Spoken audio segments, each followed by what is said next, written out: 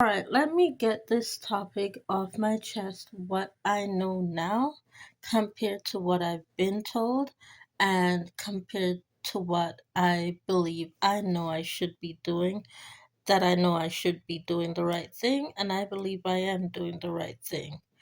The topic has to do with in regards to what's happening in the church right now. A lot of people that are staying in Christianity are being removed disgracefully from the church. And they are being removed disgracefully in many number of ways. People trying to have them be arrested for being in the church and staying in Christianity. People trying to have them be arrested and for being married and staying in Christianity. People trying to have those who believe in Jesus Christ arrested for having children and staying in Christianity with children out there, okay? And I have seen all of this take place in my home because I have the Bible in my home and I read my Bible and I believe in the Bible and I believe that the Bible is the true word of the essence that everything is happening and it is happening for a reason. Okay?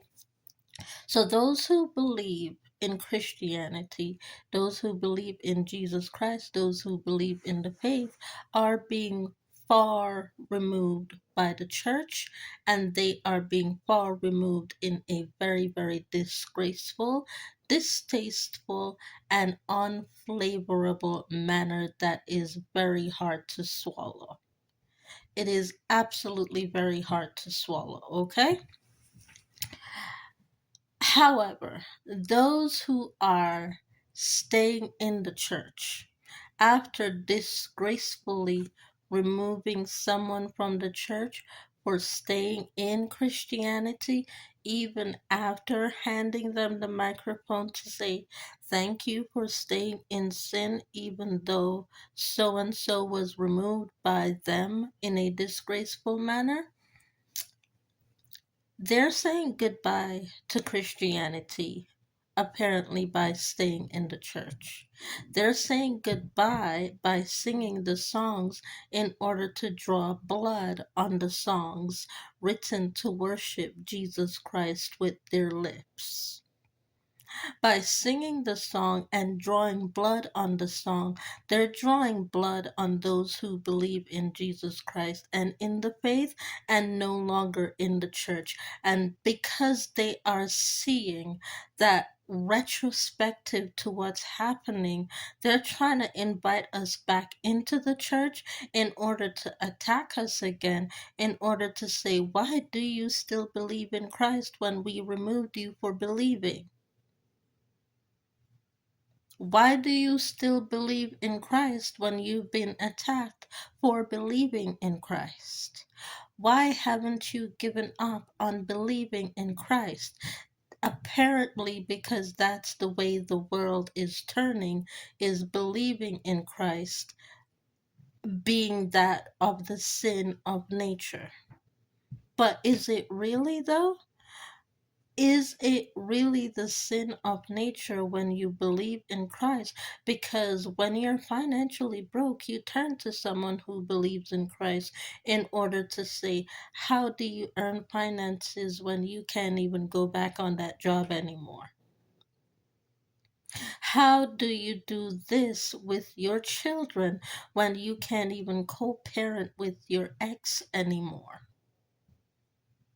How do you do this?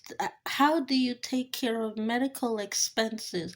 Let's talk about the topic of medical expenses and the finances in believing in Christianity and the faith. Medical expenses comes at the cost of number one, you are healthy. When you believe in Jesus Christ, you are healthy. The only thing that you ever have to pay for on insurance is continuing blood work to say that you haven't changed your faith in believing in Jesus Christ. And honestly, that type of insurance only costs $15. When you have to pay insurance to get blood work for everything else, when you have changed into a life of believing in a sinful nature and satanic prospects, that's when the insurance prices goes up to $75 per month. But you believe in Jesus Christ, you're only paying $15 per month in order to make sure your blood work is done correctly. $15. $75 for a sinner's sake in insurance. That's $75. That's a whole month's worth of groceries in the fridge. Or if you look at it this way, you shop at Dollar Tree, $75 is literally a Dollar Tree plethora of, well, try it until you like it. And then you can put $75 back either in Ulta or Sephora.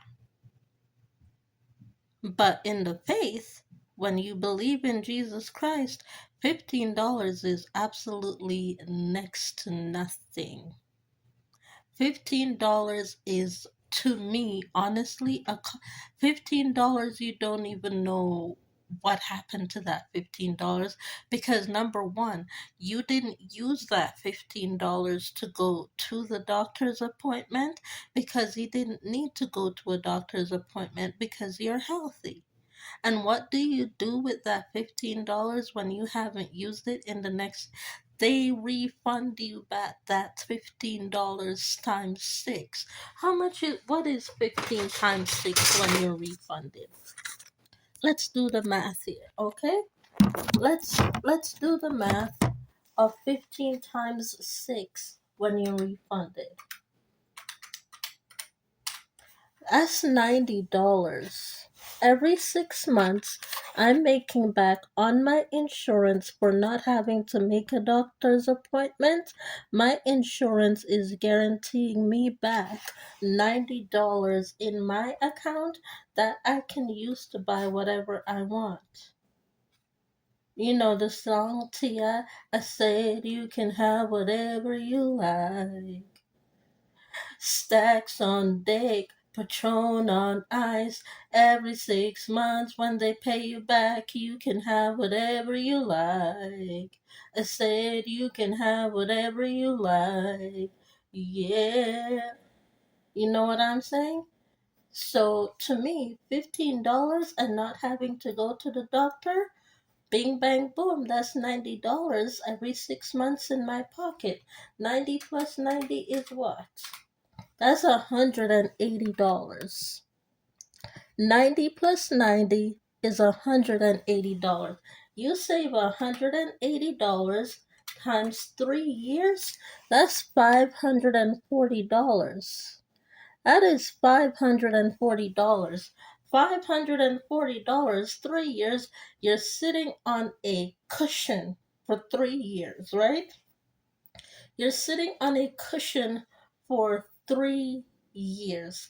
Now, let's say Leon's is having a furniture sale in 3 years' time when you've saved up $540 for not having to go to your doctor's appointment. That's $540 to sit your ass on a couch and get the fuck up off the ground, bitch. I believe in Jesus Christ. I want my $540 couch. Thank you.